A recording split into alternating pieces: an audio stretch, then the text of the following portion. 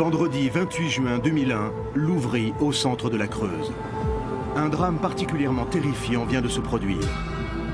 Le corps sans vie du prêtre du village, Louis Corsa, vient d'être découvert dans son église. C'était un homme d'une grande bonté. Comment on peut s'acharner ainsi? La scène est insoutenable. Le prêtre a été torturé et massacré. Il a été tué de plusieurs coups de couteau au niveau du cœur et ses mains et ses pieds sont transpercés, rappelant les stigmates du Christ. Il a été frappé avec une violence inouïe. On retrouve partout dans la sacristie des signes de profanation avec des références au diable. Tout porte à croire à un crime à caractère satanique. Que s'est-il passé dans cette église? Pourquoi un prêtre apprécié de tous s'est-il retrouvé assassiné, le corps frappé des stigmates du Christ? La section 13 a été expressément envoyée sur cette enquête au cœur de l'église. Retour sur cette affaire incroyable qui encore aujourd'hui fait parler d'elle dans les conversations secrètes du Vatican.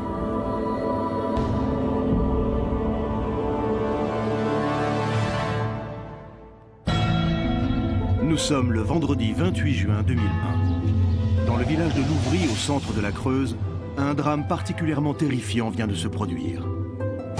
À 8h30 du matin, le corps sans vie du prêtre du village, Louis Costa, 72 ans, est découvert par un de ses proches dans l'église. L'homme a été sauvagement assassiné et son église profanée. Immédiatement, les services de la gendarmerie locale sont alertés. Face à l'ampleur de l'affaire et son côté pour le moins étrange, la section 13, dirigée par le général Carnot, a été mandatée pour mener l'enquête. Le procureur de la République m'a téléphoné vers 10 h. Il était particulièrement embarrassé par le caractère religieux de ce crime et des conséquences qu'il pouvait avoir au sein de l'Église.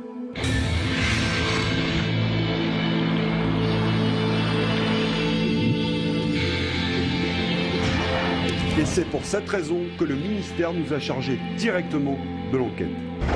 Quand on a reçu au QG les photos prises par les gendarmes, j'ai tout de suite compris qu'on était face à une affaire plus que délicate.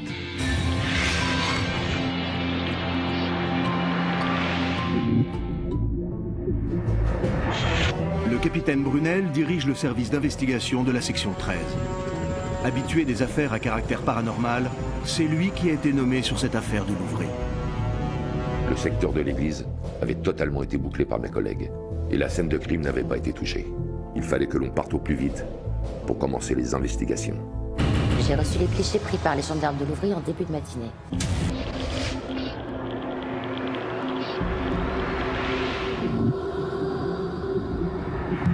Ce qui s'est passé dans cette église était particulièrement violent. Il allait falloir définir au plus vite le profil du ou des individus qui étaient derrière tout ça. Le commandant Lournec, qui dirige la cellule psychologique et parapsychologique de la section 13, est souvent sollicité dans ce type d'affaires pour profiler les suspects. Je peux vous dire que quand vous enquêtez dans des lieux encore imprégnés de cette chose effroyable, c'est assez troublant. Dans cette affaire, on a été immédiatement héliporté sur place.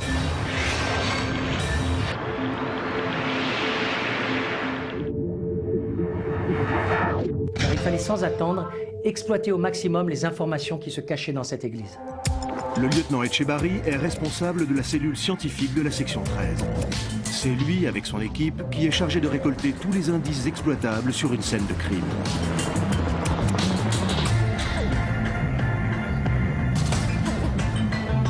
Les gendarmes de Louvry m'ont indiqué par téléphone que l'état du corps du prêtre les avait intrigués au plus haut point. Nous n'étions pas face à un meurtre banal et il fallait absolument que la scène de crime soit explorée au plus vite par la section scientifique.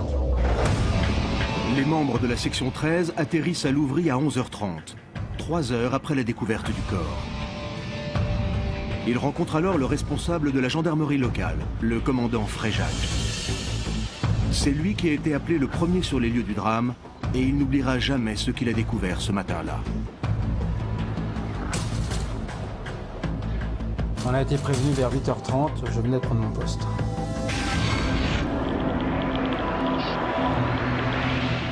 C'est le sacristain Bastien qui m'a appelé. Il venait de découvrir le corps du prêtre. Je suis rentré dans l'église par une petite porte qui se trouve à l'arrière de l'édifice. J'étais très en retard et nous avions rendez-vous à 8h avec lui, je crois. Yann Bastien est sacristain à Louvry au moment des faits. Très lié avec le père Louis Corsa depuis 12 ans, Les deux hommes travaillent ensemble quotidiennement pour le bien de la communauté.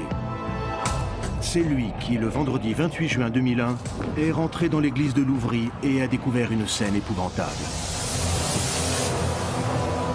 Je suis rentré par le côté droit de la nef et là j'ai vu le carnage.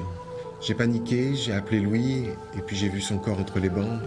J'ai couru vers lui et là j'ai vu son visage. Son regard fixe, ses yeux grands ouverts, j'ai compris qu'il était mort. Je me souviens de l'instant où nous sommes rentrés dans la nef centrale, c'était indescriptible. Et moi qui suis pratiquant, je viens dans cette église tous les dimanches et de voir cette église dans cet état, où j'ai fait baptiser tous mes enfants, je me suis marié, c'était bouleversant. Les bancs à l'entrée de l'église sont renversés. Le bénitier tient encore debout, mais l'eau bénite a été souillée par ce qui semble s'apparenter à du sang. La grande croix placée derrière l'autel a été retournée. Les cierges qui se trouvaient sur la partie droite de l'entrée ont été sectionnés et projetés un peu partout dans la nef. Lorsqu'on a pris la rue centrale, on a vu Louis, il était allongé entre les bancs. J'ai voulu lui prendre son pouls, mais j'ai constaté qu'il était décédé. Et quand j'ai vu l'état de son corps, j'ai tout de suite compris que c'était du sérieux et j'ai immédiatement prévenu ma hiérarchie. Le corps du prêtre du village, Louis Corsa, a subi d'atroces sévices, laissant penser qu'il a été torturé avant d'être sauvagement assassiné. À leur arrivée sur place, les membres de la section 13 se retrouvent au cœur d'une affaire qui, une fois de plus, les emmène au-delà de l'imaginable. Quand on est entré à l'intérieur de l'église, on a tout de suite été frappé par une odeur tenace d'encens. Une bonne centaine de bâtons d'encens avaient été brûlés simultanément. Je peux vous dire que ça donnait un caractère particulièrement déstabilisant à cette scène de crime. Moi, j'ai tout de suite été heurté par cette grande croix à l'envers. Les cierges éparpillés partout sur le sol et les bancs retournés. Évidemment, cela fait penser au diable. On a tous cette référence à travers la littérature et le cinéma. Quand j'ai vu l'état du prêtre là, j'ai compris pourquoi on nous avait appelés. Le corps était couvert d'entailles à des endroits bien précis qui marquaient les mêmes stigmates que ceux du Christ. 5 coups de couteau assénés comme pour un rituel. Je secondais le lieutenant Etchebarry pour effectuer tous les relevés protocolaires sur la victime. Et c'était impressionnant de voir comment le prêtre avait été rigoureusement marqué. Son front saignait d'une façon étrange. Ça rappelait les traces laissées par la couronne du Christ. De plus, la tête du prêtre, en plus des commotions sur le lobe frontal, avait une plaie particulièrement profonde sur la partie arrière du crâne, dans la zone du cervelet. Le prêtre Louis Corsa a subi un véritable calvaire. Comme le Christ, il porte des entailles aux 2 mains, aux pieds et a eu le flanc gauche perforé. Le crime a été commis vraisemblablement à l'arme blanche, mais aucun couteau n'a été retrouvé sur les lieux du drame. Que s'est-il passé dans l'église de Louvry dans la nuit du 27 juin 2001 ? Comment le père Corsa, un homme respecté dans la région, a-t-il pu être sauvagement assassiné de la sorte ? Avec mon adjoint Delorme, nous avons alors procédé à un relevé détaillé de la scène de crime.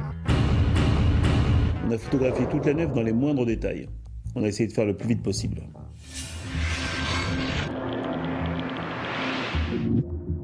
Tous, on ne voulait qu'une seule chose, c'est que le corps de ce pauvre prêtre soit amené au plus vite, parce qu'honnêtement, c'était insoutenable. Le vieil homme avait subi une longue agonie. Et quand j'ai vu les premières constatations des légistes, j'ai compris qu'il avait vécu un long calvaire.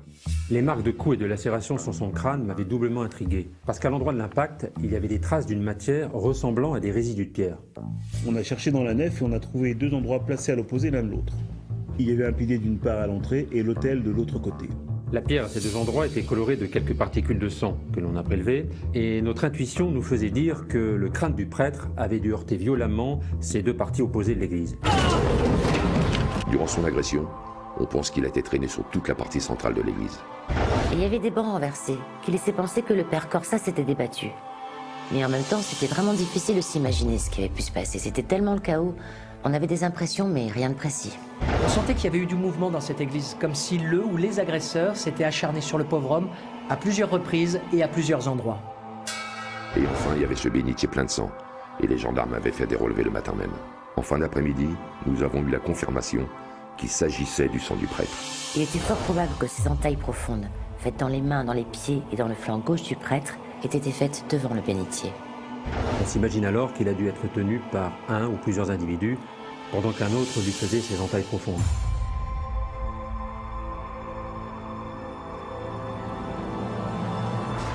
Michel Rosemary, un journaliste d'investigation qui suit la section 13 depuis de longues années, s'est rendu sur place. L'affaire a déjà fait du bruit et toute la région semble au courant que Louis Corsa, le prêtre de Louvry, est décédé dans des conditions dramatiques.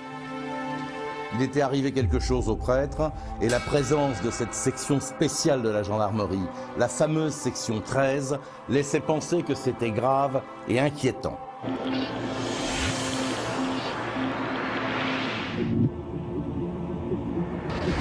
Et puis aux alentours de 20 h, une ambulance de l'armée est venue chercher le corps du prêtre.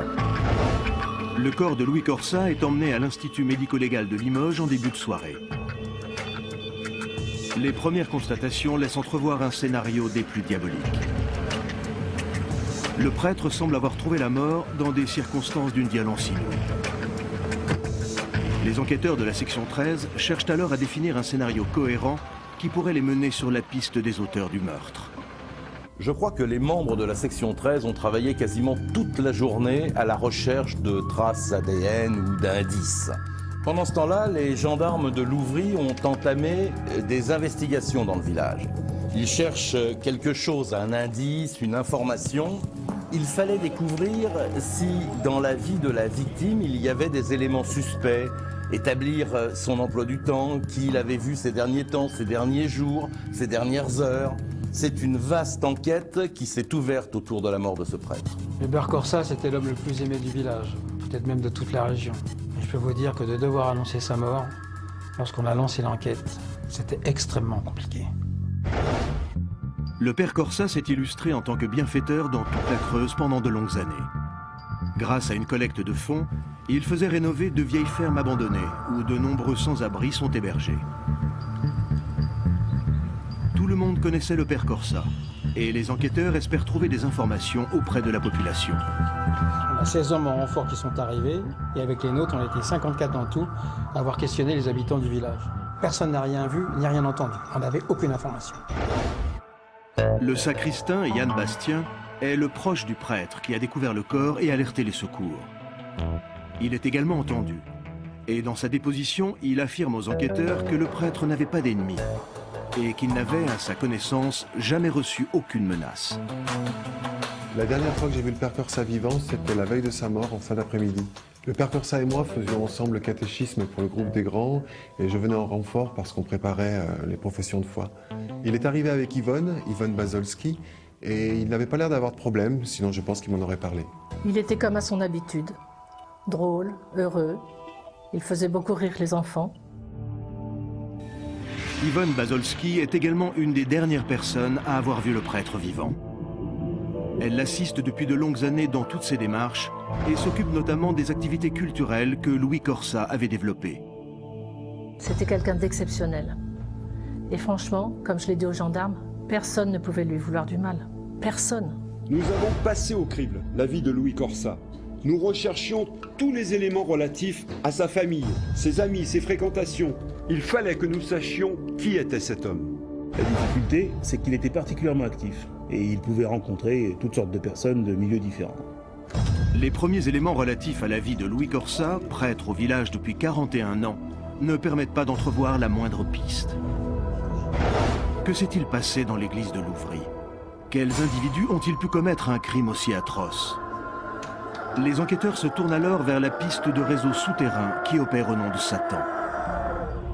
Le jour même de la découverte du corps, quand j'ai vu dans le premier rapport qu'il était fait mention d'une profanation à caractère satanique, j'ai tout de suite mis nos services de renseignement au travail sur la piste d'individus qui auraient pu avoir de près ou de loin un lien avec cette affaire. Dès le début de cette affaire, les enquêteurs envisagent sérieusement qu'un groupuscule satanique aurait pu commettre ce crime. Les spéculations vont très vite. Des sites internet dédiés à Satan sont étudiés de près par les services de gendarmerie. À ce moment-là, les enquêteurs de la section 13 espèrent trouver quelque chose, un site, un blog, enfin des éléments qui puissent les mettre sur la piste d'un groupe sataniste qui aurait pu se cacher derrière tout cela. S'il s'agissait d'un groupuscule satanique, il y avait de fortes chances pour qu'il s'affiche quelque part. Ce genre d'acte est souvent revendiqué d'une manière ou d'une autre. Et ils prennent des photos, les postent sur Internet. Ils cherchent d'une certaine manière la reconnaissance de leurs crimes auprès d'adeptes à travers le monde. Les casiers judiciaires de toutes ces personnes potentiellement suspectes ou pouvant avoir des informations sont épluchés. Des personnes sont convoquées sur l'ensemble du territoire français. Des interrogatoires se succèdent en cascade afin de voir s'il peut y avoir un lien avec cette affaire de meurtre et de profanation. C'est un travail colossal qui est mis en place. Et puis lorsque l'on enquête sur Internet, il faut des heures, parfois des jours, avec des équipes de 20 personnes pour trouver des indices. Internet est beaucoup plus vaste que ce qu'on pourrait penser. Il y a la partie émergée, celle que le grand public connaît, et la partie cachée. Si un groupe satanique a revendiqué l'assassinat et la profanation de l'église de Louvry, il se pourrait qu'il se cache dans ce que l'on appelle le web profond, le web invisible ou encore le web caché. Il s'agit de la partie d'Internet accessible en ligne, mais non indexée par les moteurs de recherche classiques. Lorsque l'on crée un site sur Internet, il existe plusieurs façons de se cacher et de rester invisible au grand public. Le problème, c'est que seuls certains moteurs de recherche spécifiques permettent d'atteindre ce web profond. Une étude récente a d'ailleurs montré que le web profond pouvait contenir 2500 fois plus de ressources que le web indexé par les moteurs de recherche classiques, soit 1 trilliard de pages qui échappent à tout contrôle. Les réseaux satanistes, comme d'autres, utilisent ce web profond pour communiquer. Ils utilisent des codifications pour se cacher derrière des sites d'apparence tout à fait normaux. Autant vous dire que ce web caché est devenu en l'espace de quelques années un marché parallèle de la drogue, de vente d'armes, de réseaux sectaires. Enfin, je crois que tout ce que compte la planète de plus sordide est référencé là-dedans. Et bien évidemment, on espérait trouver dans les filières sataniques des éléments qui pourraient nous aider. Les investigations menées sur Internet la première journée d'enquête n'ont permis de mettre à jour aucun site suspect faisant référence au drame de Louvry. Aucune revendication, ni même allusion à l'affaire ne sont trouvées. Le ou les assassins qui ont commis le meurtre se sont évaporés dans la nature en ne laissant derrière eux aucune signature et aucun indice. On a pensé au début qu'il s'agissait d'une profanation qui aurait pu tourner au meurtre. Mais en même temps, on sentait que ce n'était pas une profanation comme nous avions l'habitude de voir. Déjà parce qu'il y avait ce meurtre atroce, mais surtout parce que cela semblait cacher autre chose. Ces 5 coups de couteau représentant les stigmates du Christ nous font penser qu'un ou plusieurs individus sont entrés dans l'église, non seulement pour assassiner ce prêtre, mais également pour détruire et profaner tout ce qui avait trait à la foi. Cette piste concernant un groupe de fanatiques satanistes est ce qui semble être le plus probable au regard de ce crime avec profanation. Et après cette première journée d'enquête, l'ensemble des membres de la section 13 vont aller de surprise en surprise, car ce qu'ils vont découvrir au sujet de la victime est particulièrement inquiétant. Le lendemain des faits, le capitaine Brunel de la section 13 et son équipe commencent les perquisitions chez la victime. Le père Louis Corsa vivait à 150 mètres de l'église, au premier étage du presbytère. Les enquêteurs espèrent alors trouver un début de piste qui permettrait d'établir un lien avec un réseau satanique qui aurait décidé de s'en prendre au prêtre. Dans un premier temps, nous avons exploré de fond en comble l'ordinateur du prêtre. Mais nous n'avons rien trouvé de particulier. Nous avons épluché ses mails, Internet, rien. Il vivait dans une très grande maison de 450 mètres carrés et toutes les pièces étaient bondées de cartons, de trucs en vrac. Il gardait tout. Il y avait des costumes qui devaient servir pour les fêtes, des centaines de cartons contenant des habits pour les nécessiteux. Enfin, franchement, la perquisition s'avérait compliquée. Les différents documents retrouvés dans le presbytère sont tous examinés, mais aucun indice pouvant mettre les enquêteurs sur une piste n'est découvert. En revanche, une des activités du prêtre va retenir l'attention des membres de la section 13 et les mettre sur une piste inattendue. Ils tenaient un service presse depuis 2 ans avec une bénévole et ensemble ils avaient créé Télé Louvry. Cette télévision locale ne fonctionnait pas par satellite ou par antenne hertzienne. Elle consistait à produire 1 heure de programme par semaine qui était gravé sur DVD et ensuite revendu 5 € à la sortie de l'église chaque fin de semaine. Yvonne Bazolski a été pendant de longues années bénévole au sein de la paroisse de Louvry. Elle aidait dans de nombreuses tâches le père Corsa. Et depuis 2 ans, c'est elle qui s'occupait avec lui de l'atelier vidéo. Elle va alors, le lendemain du drame, faire des révélations aux enquêteurs concernant le comportement du prêtre quelques jours avant sa mort. Je connaissais le père Corsa depuis toute petite. Au moment où il nous a quittés, je m'occupais de notre petite chaîne de télévision. Je travaillais parfois dans cet atelier avec Yvonne et je m'occupais notamment de jouer le caméraman pour TV Louvry. Et un jour, on a tous été surpris, pour ne pas dire choqués, par le comportement de Louis. Ce jour-là, j'étais au presbytère, au premier étage, installé devant l'ordinateur avec un groupe d'adultes pour monter notre édition télé. Et ce jour-là, je me souviens qu'on avait cherché partout la caméra le matin même. Et ne la trouvant pas, on s'était dit que le père Corsa avait dû la prendre pour faire un reportage. Il est alors rentré avec la caméra en question sur les coups des 21h, 21h30. Les adultes qui travaillaient avec moi étaient sur le point de partir. Alors on a tous salué le père et on lui a demandé ce qu'il venait de tourner comme reportage et s'il voulait qu'on l'ajoute à notre édition de la semaine. Et alors là, il s'est complètement décomposé. Il avait l'air d'être embarrassé. Il nous a dit « Oh, rien d'intéressant », quelque chose comme ça. Il a posé la caméra, il est parti vers sa chambre et il est revenu comme une flèche pour éjecter la cassette qui se trouvait dans la caméra. Et il est retourné dans sa chambre pour la cacher je ne sais où. Je sais pas, c'était comme si on l'avait surpris en flagrant délit de quelque chose, mais sans savoir quoi. J'ai tout de suite rejoint le groupe qui perquisitionnait la chambre du prêtre. Et en fait, ça a été vite fait. Un de mes collègues qui se trouvait sur place m'en a tout de suite tendu une qu'il a trouvée cachée sous l'armoire. J'ai pas perdu une seule seconde. J'ai tout de suite été m'installer sur le banc de montage pour voir ce qu'il y avait sur la bande. Le contenu de cette vidéo, qui aujourd'hui doit se trouver dans les archives du Vatican, était des plus troublants. Le père Corsa avait, semble-t-il, une activité secrète que tout le monde ignorait. Il était exorciste. Cette cassette contenait des images qui avaient été tournées 2 jours avant sa mort. On y voit le père Corsa, accompagné d'un autre homme, en train de pratiquer une séance d'exorcisme sur une femme qui semble avoir une 40aine d'années. Nous avons réussi à nous procurer une copie de cette cassette découverte par les enquêteurs. En voici les extraits que nous avons été autorisés à montrer.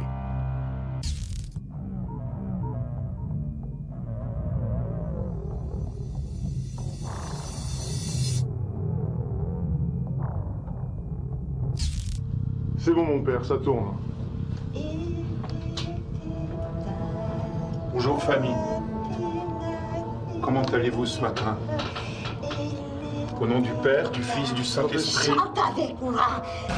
Notre Père qui es aux cieux, que votre nom soit sanctifié, que votre règne vienne, que votre volonté soit faite sur la terre comme au ciel.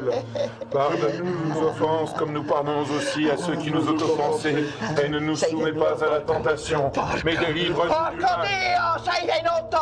Qui es-tu? Manifeste-toi! Donne-moi ton nom! Donne-moi ton nom! Qui es-tu? Donne-moi ton nom! Sainte Marie, Mère de Dieu, maintenant et à l'heure de notre mort. Amen. Quitte tes corps, démon.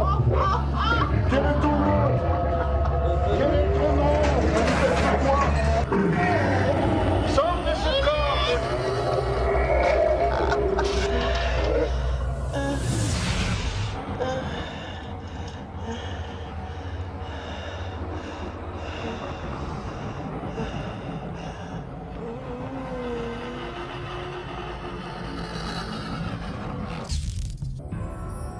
Le contenu de cette cassette est réellement troublant. Cette femme semble être possédée par une entité démoniaque extrêmement puissante. Pourquoi le père Corsa cachait-il à ses supérieurs qu'il pratiquait des exorcismes? Qui est cette personne qui filme à ses côtés? Et surtout, qui est cette femme qui subit ce rituel sacré? Cet exorcisme a-t-il un lien avec l'assassinat du père Corsa et la profanation de l'église? Toutes ces questions vont mener les enquêteurs de la section 13 aux confins des connaissances scientifiques actuelles et aux frontières de la religion. On a réussi à extraire du film une photo exploitable de cette femme et on l'a remise aux gendarmes de Louvry pour qu'ils procèdent à une identification. Le visage de cette femme nous était inconnu à la brigade. Louvry, c'est un petit village et si cette femme avait été vue, on allait très vite le savoir. Impossible de mettre un nom sur le visage de cette femme et de cet homme qui accompagne le père Corsa. Elle n'était pas connue des services de police et elle n'était pas au fichier des personnes disparues. Il nous fallait décortiquer la vidéo pour savoir si, éventuellement, un indice pouvait nous aider à identifier l'endroit où s'est déroulé l'exorcisme. Et des données particulièrement intéressantes allaient considérablement nous être utiles. Sur ce genre de cassette, il y a une bande sur laquelle la caméra écrit des données vidéo, audio et une autre qu'on appelle la piste data. C'est sur cette piste que l'on peut graver des informations telles que le timecode, la date et l'heure de la prise de vie. Les informations data collectées sur la caméra utilisée par le père Corsa s'avèrent extrêmement utiles à l'enquête. Elles permettent d'établir l'heure à laquelle la séquence vidéo a été tournée par le prêtre et son assistant. On savait à quelle heure et quel jour ils avaient tourné ces images. Et ça s'était passé 2 jours avant l'assassinat du père Louis Corsa. Le même jour où Yann Bastien et Yvonne Bazolski avaient surpris le prêtre en train de s'emparer de la cassette pour la cacher. Et je dois dire que lorsque l'on a regardé la prise de vue filmée juste avant, on a eu beaucoup de chance. Le plan tourné juste avant la séance d'exorcisme a été filmé le même jour par le père Corsa. Il s'agit du plan d'un pont en rénovation. L'heure mentionnée sur la piste data de la cassette vidéo indique que ces images sont tournées seulement 16 minutes avant le début de la séance d'exorcisme. Si on part du principe que l'homme qui conduit est le personnage que l'on verra sur la vidéo effectuée 16 minutes plus tard, on peut penser qu'ils sont quasiment arrivés ensemble sur les lieux où ils s'apprêtent à pratiquer un exorcisme. On a montré des images au commandant de gendarmerie avec lequel on travaillait sur l'affaire et il a tout de suite reconnu l'endroit. C'était un pont en construction que le père Corsa avait filmé. Et j'ai tout de suite compris qu'il n'y avait qu'un seul lieu possible où ils avaient l'intention de pratiquer cet exorcisme. En se rendant exactement où les images ont été tournées, les enquêteurs s'aperçoivent qu'il n'y a ni ville, ni village, à moins d'une demi-heure de route du site. Un seul endroit correspond à une ferme abandonnée que le père Corsa avait fait racheter par la commune afin d'en faire un centre d'hébergement. À l'époque, les travaux de rénovation n'avaient pas encore commencé et le bâtiment n'était occupé par personne, en apparence. Je connaissais bien la bâtisse, mes hommes passaient souvent devant pour voir s'il n'y avait pas des squatteurs et aucune présence n'avait été signalée. Et puis ce qui est intéressant, c'est que cette ferme en question avait été rachetée par le prêtre et qu'il comptait la réhabiliter pour en faire des logements pour les sans-abri. Le groupe d'enquêteurs de la section 13 se rend alors dans cette ferme identifiée par la brigade de la gendarmerie locale le soir du 2e jour d'enquête, à 17h30. Ce qu'ils vont y découvrir est tout simplement terrifiant. On est arrivé sur place en fin de journée, le soleil n'était pas encore couché, et j'ai à peine claqué la porte de mon véhicule qu'on a entendu des hurlements qui provenaient de l'intérieur de la ferme. Les cris d'une femme. Elle avait dû entendre nos véhicules arriver et il semble que ça l'ait mise en colère. Elle n'arrêtait pas d'hurler, on ne comprenait rien de ce qu'elle disait. En plus, c'était vraiment pas évident de la localiser parce que le bâtiment était quand même assez grand. Madame, c'est la gendarmerie nationale. Madame, vous êtes où là, s'il vous plaît? Ça vient de la gauche, mon adjudant. Oui, mais on n'arrive pas à localiser. Madame! Dans ces cas-là, la procédure veut qu'on enregistre une vidéo témoin pour que les événements soient consignés pour constituer des preuves en cas de problème ou d'accident. On était une dizaine à s'introduire dans cette ferme. On suivait instinctivement la voix de cette femme qui hurlait et je peux vous dire que c'était assez éprouvant.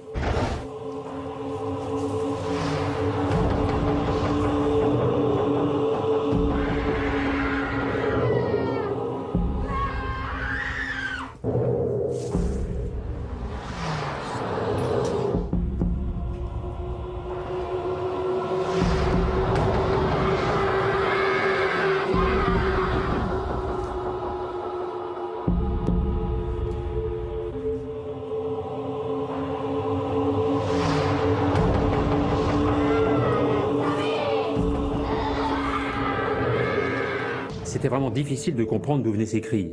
La maison était quasiment vide et le son se propageait très bizarrement. Les membres de la section 13 parcourent de long en large la propriété. Il n'y a pas d'étage et aucun accès à un éventuel sous-sol n'est trouvé.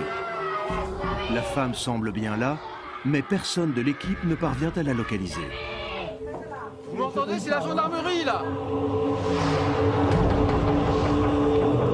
Le caméraman de la section vidéo m'a alors indiqué qu'il avait l'impression que le son venait d'en dessous. Sauf qu'a priori, il n'y avait pas de cave. Ah, c'est plus sonore ici. Hein. Madame, attendez.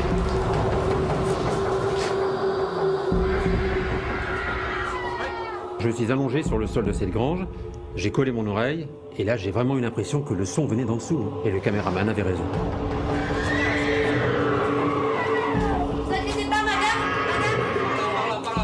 Assez rapidement, on a identifié ce que l'on pensait être une porte de placard dans la cuisine. Tout là-bas, il y a un accès. Oui, on vous entend, madame.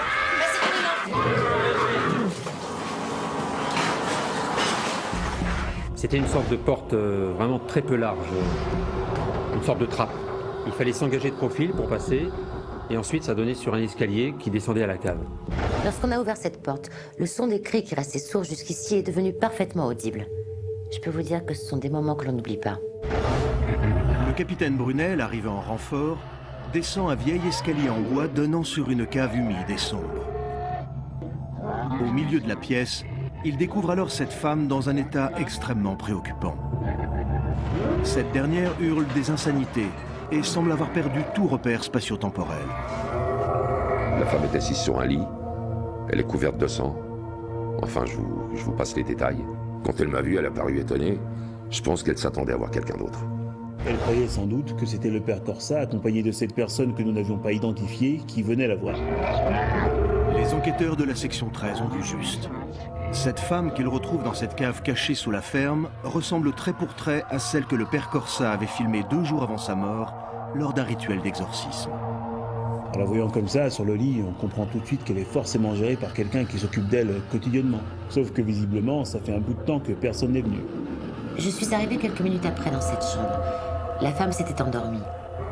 Pendant que Treskin et Brunel procédaient aux premiers examens de la pièce, au relevé d'empreintes, je me suis approchée d'elle. Elle avait le visage complètement asséché, ses lèvres étaient bleues, elle respirait difficilement, et partout sur son corps, elle avait des marques de vaisseaux sanguins qui avaient éclaté. Elle était capable d'hurler à ne plus pouvoir respirer. Par contre, ça se voyait qu'elle ne pouvait plus marcher. Ses jambes étaient dans un état indescriptible. Elle est quasiment paralysée sur ce lit, parce que n'importe qui de bien portant aurait pu sortir de cette ferme pour demander de l'aide. Cette femme que les membres de la section 13 ont découverte est immédiatement prise en charge pour être transférée vers l'hôpital de Limoges. Ses cris et son comportement violent caractérisé par des spasmes laissent penser que cette dernière souffre d'un mal particulier qui la ronge. Selon toute vraisemblance, le père Louis Corsa et un autre individu activement recherché par les enquêteurs s'occupaient de son cas. La jeune femme était en quelque sorte isolée, à l'abri des regards, dans cette ferme abandonnée, aux mains des 2 hommes qui cherchaient à la débarrasser de ses démons. À ce moment-là, on espère que cette femme va pouvoir nous aider dans notre enquête. Et les équipes médicales se sont alors penchées sur son état de santé. Très vite, les enquêteurs vont pouvoir mettre un nom sur cette femme si particulière. Une certaine Fanny Delmont, identifiée grâce à ses empreintes dentaires. Pourquoi cette femme se retrouve-t-elle ainsi prisonnière dans cette cave? A-t-elle un lien avec le décès du père Corsa? Les enquêteurs pensent être dans l'impasse, car cette personne, qui semble avoir été possédée par le démon, n'a pas le profil d'un assassin. On n'imagine pas cette femme avoir pu tuer le prêtre dans l'église. Elle ne peut pas marcher, il lui faut tenir son verre lorsqu'elle boit, elle est alimentée par intraveineuse, car elle est dans l'incapacité d'ingérer les aliments par sa bouche. C'est donc difficilement envisageable de la rendre responsable du drame survenu dans l'église.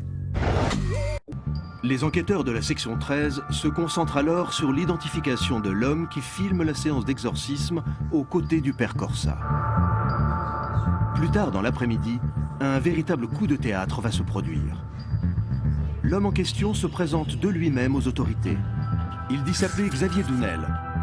Et en déplacement au Vatican depuis la veille du drame, il a décidé de rentrer d'urgence à Louvry lorsqu'il a appris le décès de son ami le père Corsa. Les membres de la section 13 découvrent alors l'incroyable récit de ce jeune prêtre. J'accompagnais le capitaine Brunel, on a expliqué à ce monsieur qu'on avait quelques questions à lui poser, notamment au sujet de ses activités parallèles avec le père Corsa. Le pauvre homme s'est effondré et nous a tout raconté. On lui a rien dit sur les raisons pour lesquelles on s'intéressait à lui. Et il a parlé immédiatement de la vidéo, et je crois d'ailleurs qu'il a commencé par là. Il nous a confirmé que c'était l'homme qu'on voit de dos lors de l'exorcisme pratiqué par le père Corsa. Et que c'était lui qui conduisait cette voiture pour les amener à la ferme, quelques minutes plus tôt. Il nous dit que 2 mois avant le drame, il avait accueilli une femme dans le foyer dont il s'occupait. Fanny Delmont, une personne sans domicile fixe qui venait de débarquer de Paris. La jeune femme s'est donc intégrée dans ce foyer et 1 semaine après son arrivée, elle est tombée gravement malade. Elle souffrait d'une gingivite sévère et de multiples infections sur toute la sphère ORL. Elle a été hospitalisée pendant 3 semaines. Les chirurgiens ont dû lui arracher une à une toutes ses dents et amputer une partie de la mâchoire. Le prêtre Xavier Dounel explique alors aux enquêteurs de la section 13 qu'à son retour de l'hôpital, Fanny Delmont avait sombré dans une profonde dépression. La jeune femme ne parlait plus, ne s'alimentait plus et connaissait des accès de violence incontrôlables. Personne ne la reconnaissait. Ce n'était plus la Fanny qui l'avait accueillie. Elle était démoniaque. Et son visage et son corps se sont littéralement métamorphosés. Elle perd 15 kilos. Pour une personne qui en pesait au départ 59, je vous laisse imaginer son état. Elle mange très peu, ne s'hydrate que rarement. Et pour Xavier Dounel et le père Corsa, elle devient un véritable problème. Xavier Dounel raconte alors en détail la chute aux enfers de Fanny Delmont. Cette femme qu'il a accueillie dans le centre d'hébergement se montre agressive et très vite dangereuse. Aujourd'hui âgé de 42 ans, Xavier Dounel a accepté de revenir avec nous sur cette terrible histoire qui l'a poussé, lui et le père Corsa, aux frontières de la religion. À cette époque, j'étais responsable du centre d'hébergement et j'avais fait accueillir Fanny dans nos locaux.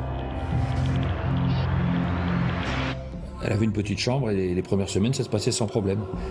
Et puis après cette grosse opération chirurgicale, elle a commencé à insulter tout le monde, faisait des crises étranges. Et là, elle tombe à nouveau gravement malade. Elle s'affaiblit considérablement et finit par s'enfermer dans sa chambre. J'étais le seul à pouvoir rendre visite à Fanny. Et puis un soir, elle a eu une violente crise. Je parvenais plus à la maîtriser et j'ai appelé le père Corsa en renfort. Il est venu, il est resté seul pendant 1 heure dans la chambre avec elle et quand il est sorti, il m'a dit qu'il fallait qu'elle consulte d'urgence. D'après le témoin, le père Corsa était très embarrassé par la situation. Il ne savait pas quoi penser du cas de cette jeune femme et a préféré attendre avant de se prononcer. Il ne pouvait pas dire à ce moment-là si cette femme était possédée par le démon. Il avait de bonnes connaissances en la matière et avait été formé aux pratiques de l'exorcisme. Et avant de prévenir les hautes instances de l'Église qu'un pareil cas a été découvert, il faut être sûr de son coup. Le père Corsa et Xavier Dounel vont alors emmener Fanny loin du foyer. Ses cris la nuit effraient tout le monde. Et il devient difficile de garder cette pauvre femme dans ce cadre où vit une communauté de 67 personnes. Le père Corsa a décidé de l'installer dans cette ferme en ruine qu'il avait obtenue de la commune de Louvry.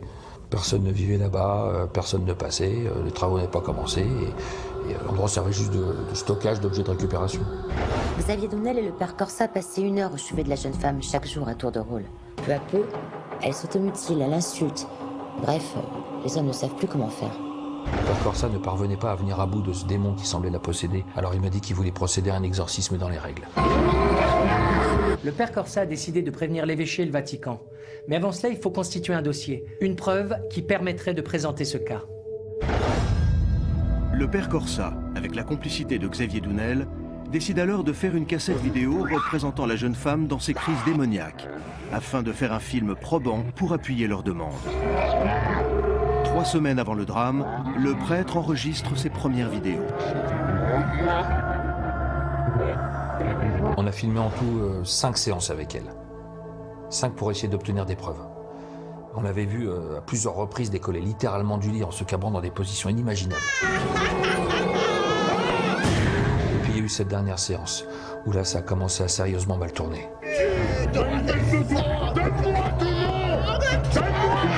Elle hurlait, mais ce qu'elle disait était totalement incompréhensible, comme si elle parlait une langue inconnue. Son visage était plus humain, sa force non plus pouvait pas être humaine, elle était décuplée.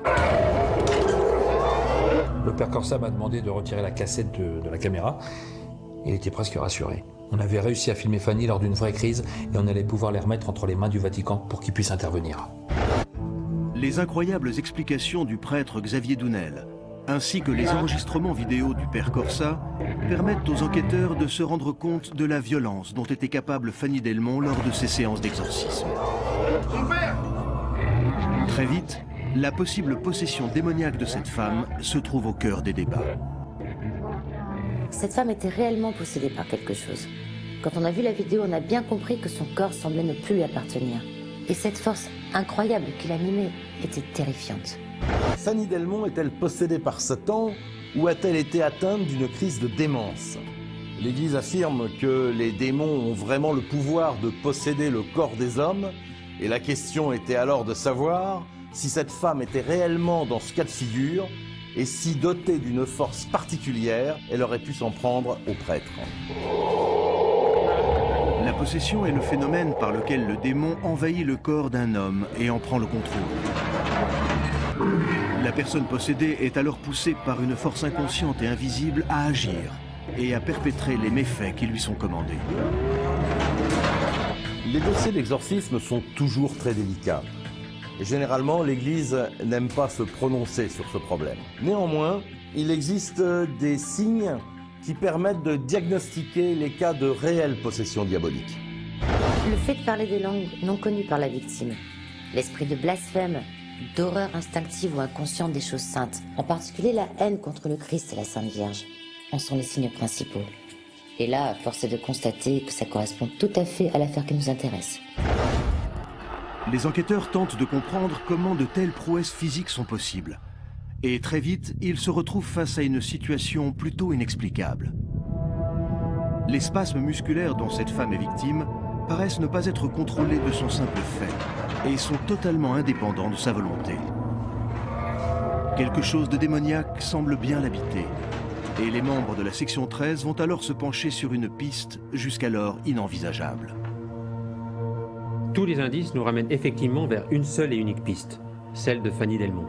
Mais on a vraiment du mal à comprendre comment cette femme a eu la force physique pour mener cette agression et tuer ainsi le prêtre. Comment elle a pu tout saccager, tout retourner dans cette église. Là, on se dit que s'il est capable de telle prouesse, peut-être qu'elle a tué le prêtre. Fanny Delmont pourrait-elle avoir un lien direct avec la mort du père Corsa? A-t-elle agi seule ou avait-elle un complice? Grâce aux informations fournies par le prêtre Xavier Dounel, les enquêteurs imaginent progressivement un scénario plausible de la nuit du drame. J'ai expliqué aux enquêteurs que le jour où le père Corsa m'a emmené à la gare, il avait gardé ma voiture et il avait dit qu'il s'occuperait de Fanny pendant mon absence. Le soir même, le prêtre s'est rendu en voiture dans la vieille ferme abandonnée pour retrouver la jeune femme. Il a certainement voulu lui faire prendre un repas, et pour une raison qu'on ignore, il a décidé de l'emmener quelque part. Et à ce sujet, Xavier Dounel avait sa petite idée. Il m'a dit à plusieurs reprises qu'il se demandait si le fait que Fanny ne soit pas baptisée n'était pas une erreur, qu'il fallait qu'elle devienne une enfant de Dieu avant que le Vatican n'intervienne. Et là, j'ai fait analyser par la scientifique la voiture de Xavier Dounel que l'on a retrouvée dans une rue adjacente à l'église. Car si le prêtre avait décidé d'emmener la jeune femme à l'église de Louvry pour la baptiser, il l'avait forcément fait avec ce véhicule. L'équipe scientifique de la section 13 se penche en détail sur la voiture de Xavier Dounel prêtée au père Corsa. Les empreintes digitales de Fanny sont retrouvées sur la carrosserie arrière de la voiture et à l'intérieur du coffre. Là, on a retrouvé des cheveux. J'ai tout de suite procédé aux analyses comparatives et les cheveux retrouvés dans la voiture étaient ceux de Fanny Delmont. Les gendarmes m'ont expliqué qu'ils venaient de retrouver des cheveux de Fanny dans le coffre de mon véhicule. Alors là, j'étais un peu surpris parce que je l'avais jamais transporté dans ma voiture auparavant, puis encore moins dans mon coffre. Ça sous-entendait que ce soir-là, le père Corsa a emmené Fanny Delmont. Et si elle était particulièrement agitée, on se dit qu'il a préféré la mettre dans le coffre de la voiture. Et bien évidemment, si le père Corsa l'a emmené quelque part, cela semble assez logique que ce soit dans sa paroisse au centre de Louvry. Et pour en avoir le cœur net, il fallait ressortir les empreintes, les relevés d'empreintes faits dans l'église et voir si parmi ces relevés, il y avait bien celle de Fanny Delmont. Et là, de nouveau, ça confirmait nos hypothèses. On a retrouvé des empreintes de Fanny Delmont à plusieurs endroits dans l'édifice, et en particulier sur la croix du Christ retourné et sur le bénitier, là où le prêtre avait été entaillé profondément pour marquer les stigmates du Christ. Les membres de la section 13 sont persuadés alors que Fanny Delmont est probablement à l'origine de la mort du père Louis Corsa. Ce dernier a voulu la baptiser dans sa propre paroisse et cette dernière s'en est pris à lui. En pleine crise et dotée d'une force surhumaine, Fanny Delmont aurait tué le prêtre et saccagé ensuite l'église. C'était assez déroutant comme conclusion, mais il fallait que l'on se rende à l'évidence. Fanny Delmont a montré lors de la captation vidéo faite par les deux prêtres qu'elle était capable d'arracher ses liens et de faire face à deux hommes. Alors on s'imagine qu'elle, toute seule dans l'église, avec le père Corsa, un vieux monsieur de 72 ans, elle a très bien pu vouloir le tuer. On avait ses empreintes partout dans cette église. Et seulement ses empreintes. Alors on est obligé de se rendre à l'évidence. Elle a assassiné ce prêtre. Et c'est elle qui lui a fait ses stigmates dans sa folie meurtrière. Si de toute évidence la culpabilité de Fanny Delmont devient la piste principale, les enquêteurs de la section 13 doivent comprendre comment cette femme, en pleine crise démoniaque, a pu, après avoir commis ce crime particulièrement atroce, retourner dans cette ferme, là où ils l'ont retrouvée. L'endroit se trouve à 10 km de l'église de Louvry, et c'est tout de même surprenant de l'imaginer rentrer seule en pleine nuit. Malgré les nombreuses empreintes relevées sur les lieux du drame, le lieutenant Etchebarri, spécialiste scientifique au sein de la section 13, remet en doute la culpabilité de Fanny Delmont, car selon lui, il manque un élément déterminant dans cette affaire. Nous ne savions toujours pas formellement si c'était elle qui avait assassiné le père Corsa, car jusque-là, nous n'avions aucune arme du crime. C'est vrai que le prêtre avait été entaillé profondément, d'après le médecin légiste, avec une arme blanche, une lame d'environ 5 cm de large et d'au minimum 12 cm de longueur, au vu de la profondeur de la plaie qu'il a eue dans le flanc gauche. Et jusqu'ici, l'arme du crime n'ayant pas été retrouvée, si Fanny Delmont avait tué le père Corsa, il y avait de bonnes chances pour qu'elle s'en soit débarrassée sur son chemin. Les enquêteurs de la section 13 organisent alors une battue en vue de tenter de retrouver l'arme du crime sur le trajet de retour que Fanny Delmont a fait à pied. Le périmètre de l'église ainsi que la vieille ferme abandonnée ont déjà été fouillés de fond en comble. Et selon toute vraisemblance, cette femme a peut-être décidé de se séparer sur son chemin de l'arme avec laquelle elle aurait tué le prêtre. On a essayé de reconstituer les différents chemins qu'elle aurait pu emprunter et au bout de nos recherches, ça a payé. Et payé doublement. Nous avons poussé jusqu'à un petit village voisin situé à 8 km de Louvry. Là, une petite route longeait un bois sur 2 km environ et menait à une centrale électrique. Aucune habitation dans les parages. Par contre, la centrale électrique était équipée de caméras de surveillance. Nous avons saisi les bandes d'enregistrement et là, on a eu cette surprise incroyable. Sur les images enregistrées par les caméras de surveillance de la centrale électrique, on peut apercevoir Fanny Delmont. La vidéo est datée du soir du drame et on la voit marcher dans un champ, totalement désorientée. Alors là, l'étude des enregistrements de caméra nous a révélé le passage de Fanny. Sa démarche est peu assurée. Elle titube à moitié, l'image n'est pas parfaitement nette, il fait nuit, mais comme le site est partiellement éclairé, on la reconnaît très facilement. Immédiatement alertés, les services de gendarmerie procèdent à la fouille du champ, non loin de la centrale électrique. Et leurs efforts vont payer, car un couteau taché de sang va être retrouvé. Premièrement, les taches de sang correspondent à l'ADN du père Corsa. Et deuxièmement, les empreintes relevées sont celles, et exclusivement celles, de Fanny Delmont.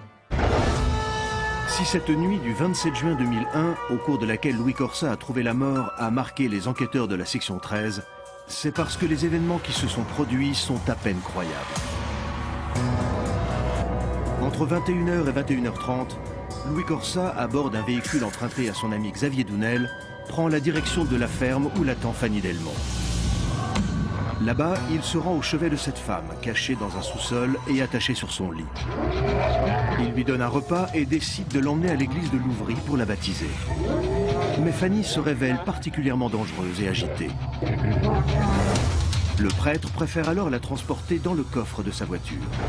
Après 15 minutes de route, il arrive dans sa paroisse et tente de commencer le sacrement du baptême sur Fanny Delmont. Elle sombre alors dans une crise démoniaque. Elle empoigne le prêtre, l'assomme contre les colonnes en pierre aux deux extrémités de la nef, le frappe au visage à plusieurs reprises, renversant les bancs et saccageant tout sur son passage. Elle se munit alors d'un couteau qui a été identifié comme étant celui dont se servait Louis Corsa pour tailler les imposants cierges qui ornaient son église. Elle lui transperce d'abord le flanc gauche et le vieil homme s'écroule au pied du bénitier. S'ensuit un terrible calvaire pour le prêtre. Fanny Delmont, dans un élan de folie, marque le pauvre homme des stigmates du Christ en lui assénant de multiples coups de couteau avec acharnement. Baignant dans son sang, Louis Corsa décède dans les minutes qui suivent. La femme, quant à elle, s'enfuit après avoir profané le lieu saint. Dotée d'une force surhumaine, Fanny Delmont parvient alors à entamer une longue marche dans la nuit noire à travers la campagne. En arrivant à la hauteur d'une centrale électrique située à 8 km de Louvry, elle décide de se séparer de l'arme du crime. Puis au bout de 3 longues heures de marche, elle parvient à regagner cette ferme dans laquelle les enquêteurs la retrouveront quelques jours plus tard, affamée, déshydratée et paralysée. Comment expliquer la frontière lorsqu'un sujet est dans un état entre possession et crise de démence? Et surtout lorsque la science est incapable d'expliquer ce que le corps est capable de faire. Pour moi, ce n'est pas Fanny Delmont qui a agi cette nuit-là. Mais c'est la personnalisation des forces du mal qui a manipulé son corps pour réaliser cette diabolique besogne. Dans le rapport d'enquête de la section 13, Fanny Delmont est identifiée comme étant coupable des faits d'assassinat sur la personne de Louis Corsa. En revanche, elle n'a jamais été déférée devant la justice. Un collège d'experts en psychologie et parapsychologie dirigé par le commandant Lournec a rendu un rapport dans lequel la non-responsabilité de Fanny Delmont ne fait aucun doute. Internée en hôpital psychiatrique depuis les faits, Fanny Delmont n'est jamais parvenue à sortir d'un profond mutisme.